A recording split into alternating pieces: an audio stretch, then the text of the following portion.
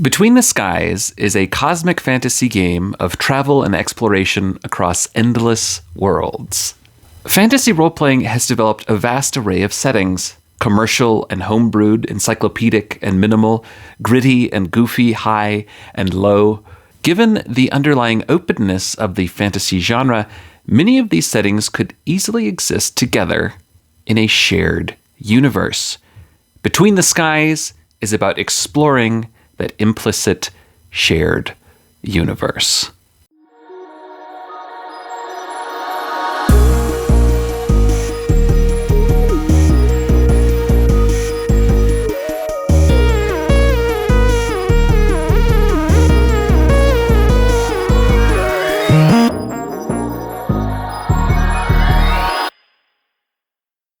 Hello, and welcome to Sphere Hoppers. I am your host and storyteller, Royce Rosewood. Today, we are going to be playing Between the Skies and using its tables to generate some content for our ongoing campaign.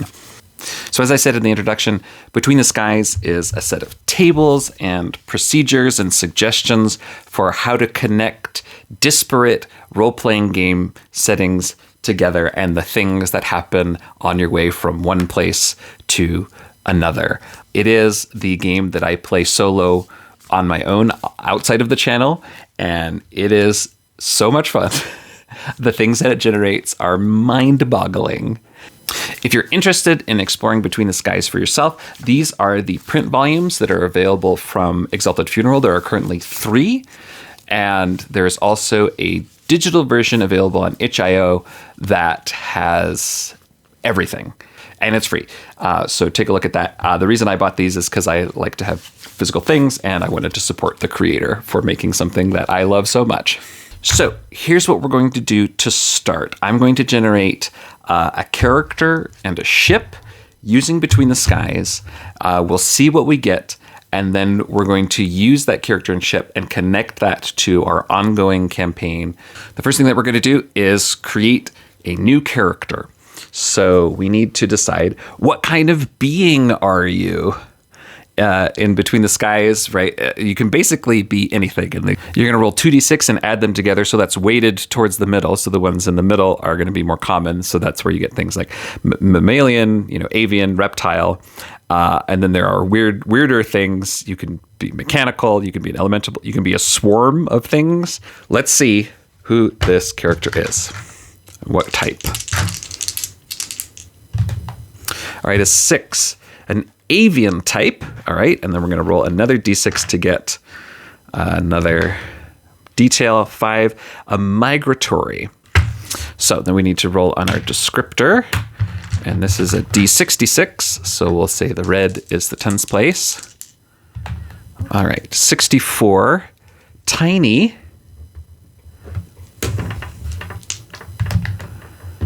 26, and furry. Sounds very cute. I like them already. All right, and then we need an aptitude, and this tells us about something that they do very well. And it's going to give us an adverb and adjective. So they are 51, agilely, 54, inspiring. And so I'm imagining right now that they, can kind of do loop-de-loops. They put on shows for people, and they do all these acrobatic moves in the sky. And then the rest of character generation is through a series of life events. And this is, I believe, inspired by the old Traveler game, where you can kind of roll up basically a whole life history. And this gives them connections and complications to the larger world. What I found is helpful for this is to just roll them up all at once and then sort of sometimes rearrange them to kind of help them fit better, but it's sort of easier to see it all at once and then kind of start to put it together rather than come up with details step by step. So we're going to start off by rolling on the surface life event table. All right, 26. They were a workshop apprentice. Gain a skill related to apprenticeship. All right, so we'll roll on the skill table, see what they apprenticed in.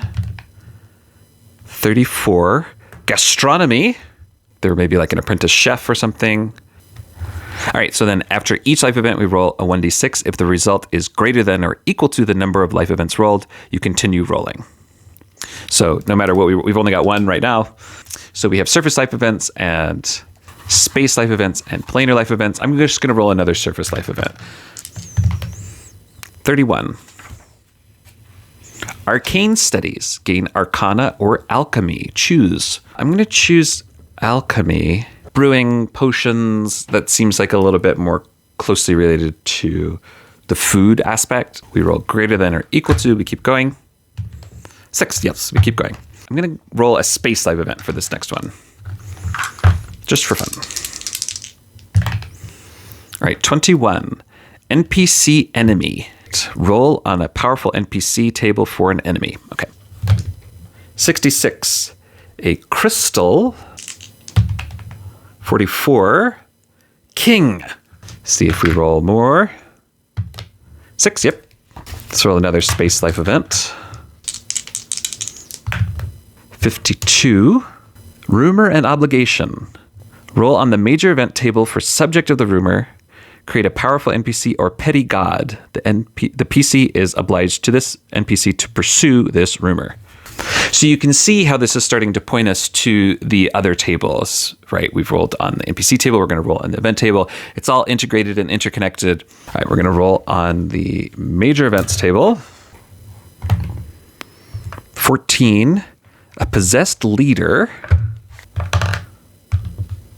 4 is threatened by.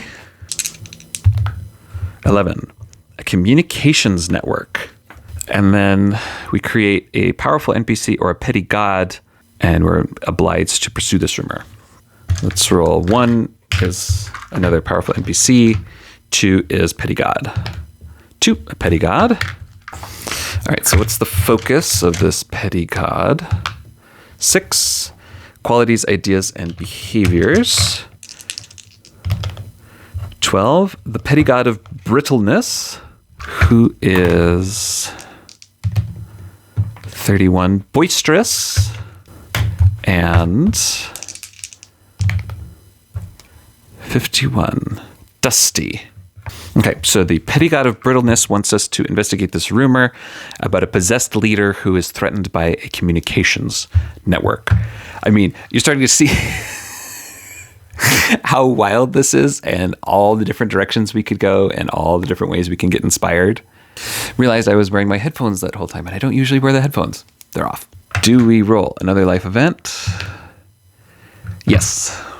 Let's keep rolling on the space life events table. Why not? 63. Became a hermit. Cannot roll further life event. Gain a skill related to hermeticism. All right, so I'm imagining that this character, right, we know that they're a tiny bird and they're a little bit furry. I'm imagining that's like fluffy feathers. And I'm connecting this gastronomy to the agilely inspiring. I think they were studying to be like one of these performative chefs, like a hibachi chef or something. You know, they cut up the food and they fry it and they fly around. And their studies in cooking led them down a path to magical cooking and into alchemy and how to, you know, transform food into other kinds of food. And in this study, they, in their, you know, meditations and in their magical investigations, they came in contact with a petty god. And this was the petty god of brittleness who contacted them and said, hey, there is this leader, and I'm going to connect this possessed leader to the enemy, which is the Crystal King, and we're going to say that these are the same thing. They are possessed by some sort of malevolent force, and they are, you know, shutting down their world because they're threatened by, you know, the communications, and they're trying to control the information, right? And so since this is a brittle situation, this is part of my domain, but I've contacted you, you know, can you go help and investigate? And this was too much for our little bird chef, and they retreated from the world. They became a hermit and decided they didn't want to deal with this. And I think the skill related to Hermeticism, I think maybe connecting back to like food and ingredients. So they've got herbalism. Let's roll up some names for some of these figures. I've got my little names chart here. All right, what's a name for our little bird chef? All right, 20, Chris, 66, Nan, Chrisnan. 1, 2, 3, he, she, they, he. Let's get a name for this petty god. I've got a sphere and deity names chart here. 80, she. 71, Osa, Shiosa. Sounds like a female name to me, so we'll make that a her. And this possessed crystal king, we'll give a character name. 47, Lars. 72, Ra, Larsra. He, she, they on that one. He, okay. The other thing I wanted to generate is a ship that this character has or is connected to. And then this character and ship are going to, connect us into the larger world of going in between spheres. So now going to volume 2. So we can see here that the ships have, they're made of things, so there's the materials. And then there's 2 ways you can roll. You can roll on the 2 to 12 using 2d6, and that sort of gets weighted toward more normal things, or you can roll the 66 and get all sorts of weird stuff. And the same with the forms, kind of more normal forms, and then stranger forms. So I think to start kind of in a more normal zone. All right, so this ship is made of carved stone, and it is in the shape of 8, a seafaring ship with no sails, like a motorboat or a military ship, a battleship, but it's made of carved stone. All right, and then it's got a power source. How does it travel? 1, it has an arcane furnace, so determine a fuel source. So it runs on a particular source of fuel. Well, there is a trade goods table. That's a good way of generating interesting things. So let's say we'll use that to generate the fuel. That's in the 3rd volume. And the reason I know this is because I have a little index that I've made with all the tables that just makes it easy to find stuff, because there are stuff spread through 3 books. Let's roll in this materials table. Darkness. The idea that it's powered by darkness is something that's really interesting to me. So like it needs to recharge in dark places. Or I wonder even if we take that even like metaphorically, like if the characters are going to have to like seek out dark situations. All right, we need a name for this ship. How do I want to do that? This is the story engine deck. Anyway, it's a bunch of different card types and you can use to generate all sorts of different things.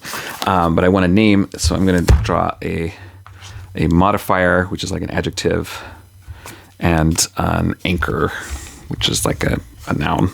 It's called the Prosperous Performance. And it's called that, right, because they're this performance chef, and that's how they made their money. And so they had this ship, and they travel around. It's the Prosperous Performance. Okay, so here's what I'm thinking. They've, retreated from the world. They've refused this call, right, to investigate this rumor, and they have retreated to Troika, okay, where our party is. And they're going to be selling this ship, our party, right, because they're looking for a ship and a way to travel. They're going to go and, see if they want to buy this ship. So if you haven't been following along, here's just a quick overview of who our party is. We've got Dragog, who is a mathemologist who is looking for the sphere of the gods, and they've recently discovered that there are these artifacts called the Orbs of Raoria, and if by collecting 6 of them, they will be able to open the way or somehow locate the location of the sphere of the gods. They've recruited Suvara, who's a knight who has a merit badge sash where if she does quests for gods, gods. She gets little merit badges. She's trying to collect them all. And they've recently met 2 goos from another world, a wizard named Cam and a fighter / peacemaker named Zamzes. But they need a ship in order to get off of the sphere of Troika and explore some of the other spheres. So in their investigations and in their searching, they find, they see this ad maybe for, I'm selling my ship. We know Krishnan has retreated from the world, sort of trying to be a hermit. And so I'm imagining that they are in the Wandul region. And so the party, goes out there. They travel out there down dirt roads into rural areas where there are farms and pastures. And they find this farm, large carved stone ship. And, it looks like a boat, but it's made of stone and it can fly. And out comes this tiny, fluffy bird person. Says, you were asking about the ship. Yeah, come take a look. Dragak says, well, why are you selling? And Krishna says, I retired a while ago and I kept it for old time's sake, but I'm not going to be traveling anymore. I'm done. I don't want to have anything to do with all of the crazy stuff that goes on out there. Dragag is coming to the realization that, they're going to need someone to pilot this ship. None of them really know how to do that. Dragag explains the situation. It's like, well, we are looking for the sphere of the gods, and we need to find these orbs, and we're going to be doing a lot of traveling, but we don't know how to pilot a ship. Presumably you knew how to pilot. And Kristen says, well, yes. And Dragag says, well, could we, maybe hire you? And Kristen says, nah, I'm done. Gods, I don't want to deal with that kind of stuff. I don't want to look at it. I don't want to think about it. No, I could not. And Suvara, she's got her sash with all her badges. I'm wondering, does she already have a connection to the petty god of brittleness? We'll call it unlikely. Well, under 35. 30! She does. So, on her badge sash, Kristen notices the symbol of Shiosha. Says, oh, you're not from her, are you? I've been trying to get away from her. Suvara says, oh, this one. Oh, Shiosha, the god of brittleness. Interesting. Kristen says, maybe you should all come in and have some tea, and I can explain the situation. And they all go in, and Kristen makes tea in their, little hovel. I used to be this traveling chef, this performing chef, and I was studying magic, and this led me into this connection with a god, Shiosha, who wanted me to investigate this rumor. But I wasn't interested in that. I was interested in my performing. And so I said no, and I rejected all that. And I retired, and I didn't want to have anything to do with adventuring or that larger world. And Suvara says, well, a request from a god, even a petty god, is, not one to be taken lightly. Zamzes, of course, has a way with words and negotiation. If you help us with our quest, perhaps we could help you with yours, and we could work together. Kristen turns it over. All right, well, maybe I've been avoiding this for too long, and I would like to get out between the spheres again. It's been a long time. I've still got a few tricks left in me. All right, let's do it. Let's call it a deal. They've met Kristen, who owns this ship, and now they're all going to go together and take care of all these things that they are trying to do. So, moving forward, here's what I'm thinking. I am going to be using a sort of modified Mythic Game Master emulator to manage this campaign. So you see here, I've already been using the No Chaos fate chart. The reason I'm going with the No Chaos is because just when I've used it before, the fate swings things too much for me, and I know it's supposed to represent the game master sort of controlling the ebb and flow. But that's something I feel like I've done enough now that I feel like I can do that on my own. And I also like the different results that I get from the fate chart, the yes, no, exceptional yes, exceptional no, and then the random events too. But I do want to be tracking threads and characters. So we've got our adventure lists, and then I've got a modified event focus table for our random events.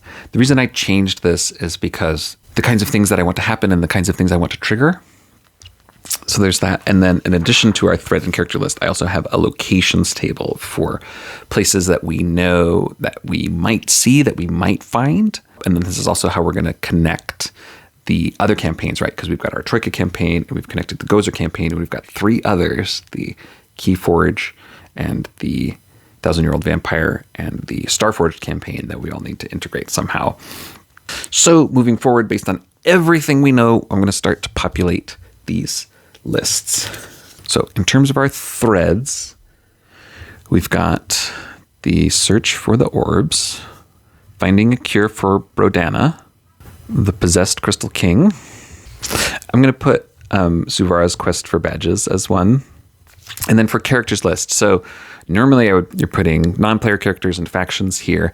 Because we're going to be traveling between the spheres, and in order for this to make sense, it can only be characters or factions that might have a larger presence. So it's not just going to be anybody that we encounter. It's going to be people that we might encounter in different places. So obviously we've got Luich Pelt the Lich, who we know is also hunting the orbs. I thought it would be fun to put the Harag Zul from the Gozer campaign on here, because last we saw them, they got teleported somewhere and we don't know, so it might be fun to have them randomly show up sometimes.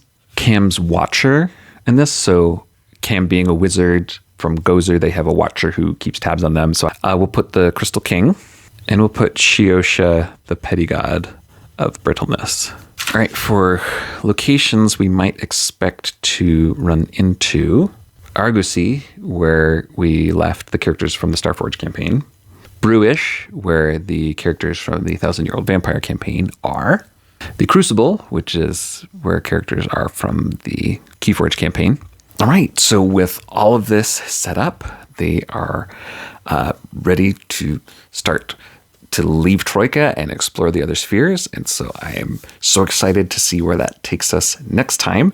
And we'll start to get into our scene procedures and our traveling procedures and have all sorts of crazy fun. So thank you so much for watching and following along. Really excited to keep exploring this. If you're enjoying this, please like, subscribe, and share, and comment. I've been getting so many nice comments. It's really just... I really appreciate it. So thank you all for this is Science Fantasy Awesome, and you are awesome.